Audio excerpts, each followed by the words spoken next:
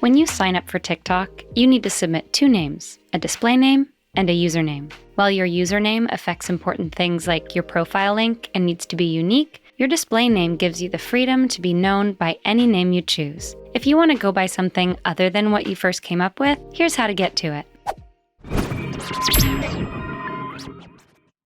While TikTok does have a desktop site, you'll need to change your name from TikTok's app.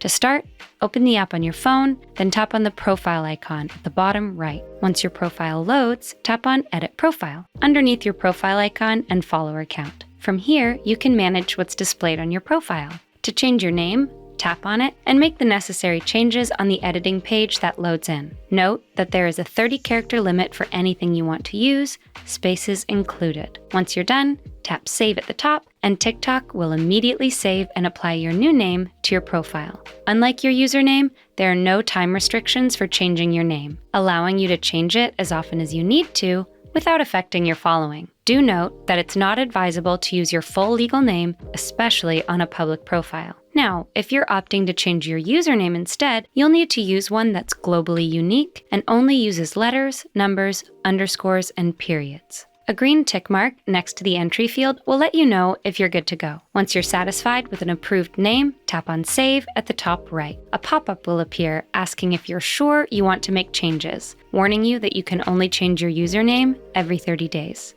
If you're sure, tap on Set Username to begin using it. Note that a new username will change your TikTok profile link and that your old profile link will no longer work. If you like this guide, make sure you subscribe for all sorts of videos covering TikTok and other technology. And don't forget to check out one of these videos we think you might enjoy.